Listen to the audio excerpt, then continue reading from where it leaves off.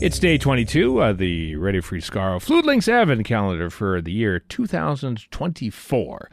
And the question today is a short one from Psycho Remix on Threads.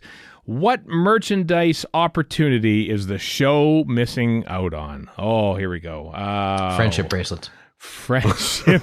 I mean, they have a Casio true. Fans watch. are doing it all over the place. Yeah, That's true, but an official one. I mean, they have like a watch, the Casio gold watch. I mean, why don't we have that? Why don't we have more stuff like that? Watch. I'd say it's been almost 50 years since it last happened. Right. But how about Doctor Who face underpants? There's a reason it's been almost 50 years since that happened. You could have, I mean, famously they had the one with Tom Baker's face on it from the opening title, but you could have multiple. You collect them all. Collect all the Doctor Who underpants with that. That's disturbing, actually, Chris. It's very disturbing. The problem is I don't know what's trendy stuff that people want that Doctor Who isn't doing. I just don't know trendy stuff in general. So, I mean, I'm kind of at a loss here. Well, you already said friendship bracelets as we record this. Yeah, that's because after the Taylor Swift Eras tour has I was a block away from the tour, so I saw a lot of that. Probably including the big friendship bracelet on BC Place itself. That's true. Well, there's also the horses the cops rode around on. They had necklaces that were essentially friendship bracelets. I thought it was really cool. Oh, really? Yeah. So some of that, yep. Oh, wow. So friendship bracelets. Okay, those are, as you say, those are easy. Those are easy to do. Mm-hmm. But like by people the time doing them, yeah.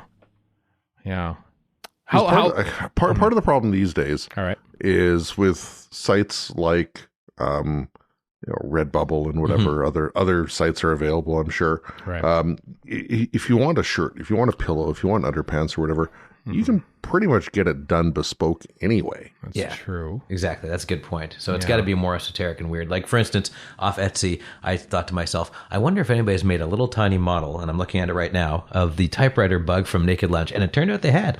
So now I have a couple of them. So that kind of thing, maybe. Somebody from Etsy making a custom thing for you. Some, like, for instance, all these 3D dolly size things I've got. Something like that, I guess, is what we got to go for. Somebody making a bespoke thing for you. What do you want that you don't have? I mean, I feel like it should be making life-size police boxes. No, is that too much? As a wardrobe, I don't know. Maybe you need a lot more money for that. I don't know. Merchandising. I mean, is it too easy? It is too easy, but I'm going to mention anyway to like go action dolly route. Like, there's obviously so many action dollies that we could be tying in, as opposed Where's to my Sheriff's Jack? Actually, is there a Sheriff's Jack? There is a Sheriff's Jack one. There is a Sheriff's Jack one. Where's the Barusa action dolly collection? Well, several Bruces, like all in one box. You got 4 Bruces. You can have them all in one box. Yeah, but I'm just thinking, your mileage may vary on the success of the character, but to have like a Jinx Monsoon Maestro action dolly, that does scream out for an action dolly, right? Even if I don't particularly think the character is all that great. Or Big Dog Sutek. Again, I don't like the character as much as classic Sutek, who I'm just looking at too. But I was going to say more broadly, you could have just a set of the Pantheon. So Jinx Monsoon and Sutek and the Toymaker. Yeah. Maybe others have Why isn't there a Toymaker Toymaker dolly? That's ridiculous. Why is there not a Toymaker dolly? There should be a Toymaker dolly. There should be. Oh, can you imagine the Wild Bill Yonder set? With I was waiting Clara and with the arms. That'd with be great. The big giant arms and stuff like that. It'd be the size of my trash egg. It'd just be the giant ones and with the warped faces. In fact, you can kind of mush them together because they're kind of like not Play-Doh but rubberized, so you can make their faces all warped. Right. I mean, if anything, you remember when they had like the K1 robot from Tom Baker's first story, and you have to buy like 8 different sets to get like each part of the robot, and you put them together at the end of that. I mean, the dog, the Sutek thing, that screams out. They should have a set for every single episode of season 1, and each of it comes with part of the Sutek dog to put on your TARDIS at the end, like that.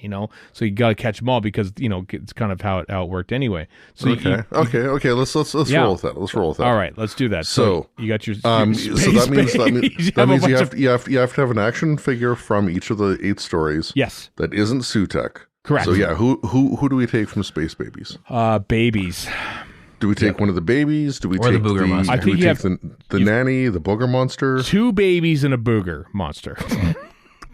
Which sure. Let's it might be harder, but let's do one. Let's do one. No, 2 babies. Per story. 2 babies. Oh, you mean I'm thinking of a play set. I'm thinking of a place. Here's your Space Babies play set, and it's like, 2 babies in the stroller, and then the bogey monster. But are you really going to make somebody pay for a whole set just to get that one?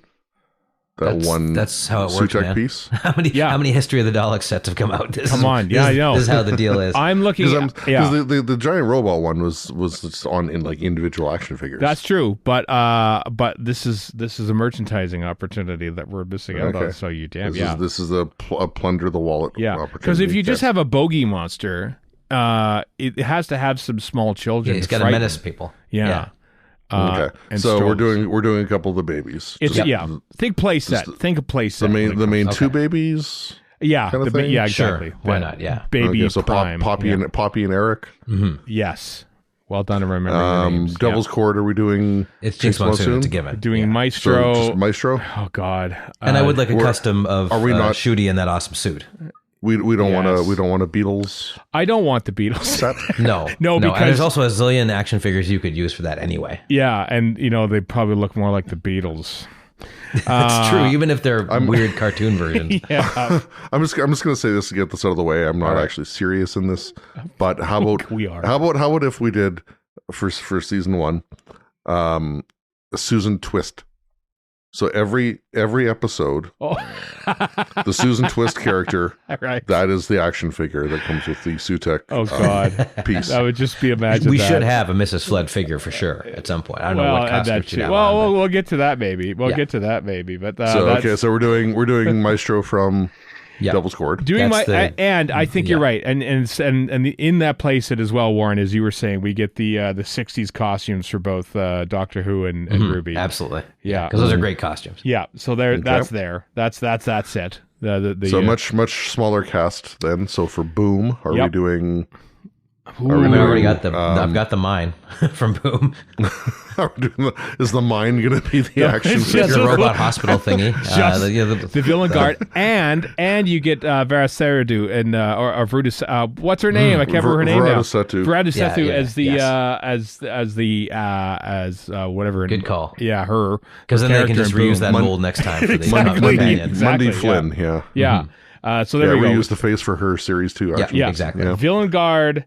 I mean, honestly, having the Doctor wear a completely different outfit in each story is just like crying out for like, absolutely different wallet things. But you know what? You can put any Doctor on a landmine, but the landmine is certainly part of it, and that's important. And it exists. It's Dolly canon so far. So is it just the landmine or the Doctor on the landmine? Just the landmine because it's funny. Just the landmine. Yeah. Okay. All right. And 73 yards, what are we doing over there? Well, we got to do the woman. Except, here's the great thing. The woman is like out of focus. Like somehow we just like it's like a fuzzy woman because she has to look like she's 73 yards away, Just covered in Vaseline. Just it comes with a bottle. You just have to keep pouring over her. Yeah, that's true. You know what they could do? Right. They could take all the unsold Grandma Connolly yes, they certainly could. That's figures, right. Which I have one of. repurpose those for the woman. Pop those against your face. I know, because she's 73 yards away. Yeah, but doesn't she? No, don't think about it. She's just 73 yards away. I would also like a Roger Ap William figure, which I would treat poorly.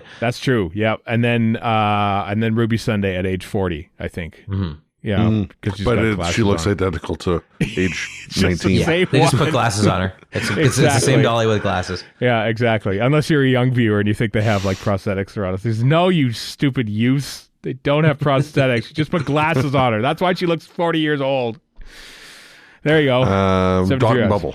Well, you got to have the slack taters. Yeah, absolutely. And I would like to have a couple of the smug white people, so I could treat them even more poorly. They'd be going in the microwave pretty quick. I think you'd have basically. Yes, I spent $40 each. I don't care. They're microwaved. They suck. They're bigots. Yeah, one slack tater and the two and Richie Sunday or whatever the hell his name was, and Ricky September. Yeah, the only maybe good but probably just less bad guy. Yeah, well, and the star. Whoever that was, Cindy Lou. Lindy Pepperbean. That's Tally the Cook. one. I've got. Golly, I remember season 1 so well. Yes, well, I've also got it all up in front of me. Oh, thank you. Screen here. So there you go. That's that set. This is all right, man. So Christmas. This is great. for Rogue, are we doing Indira Varma or are we doing Jonathan Groff? You gotta have Jonathan Groff, but also Jonathan a couple Groff. Of the bird guys. If it's a play set or like a set of 3 or whatever, have a couple of the bird weirdos. I think you need Jonathan Groff. I think you do need Doctor Who in Rogue and Bridgerton in that in the dinner Regency jacket, and then just a random bird weirdo because like, that's usually how those sets get put together. It's like this third guy, you're like, what the hell is that? Yeah, not the Indira Varma one because no, but like just a lesser one. Yeah, because it would make sense to do that, but we're not here to not make sense. So. Yeah. But you have to have Rogue. I mean, you just cannot. They have to be actually making that dolly at some point. His name's in the title of the damn episode. For crying out loud, you know? Legend of Ruby Sunday. Legend of Ruby Sunday. Well, Mel, we got to get Mel back, right? Yeah. Are we doing Legend of Ruby Sunday and Empire of Death as 2 separate sets, or do you want to do one combined? You know what? I think we could do it with one combined because basically everybody disappears 4 minutes into part 2 and then just comes back anyway. I want a Mel, and I also want another one of Skullhead Mel. Oh, no, I think it's a replaceable head you could put.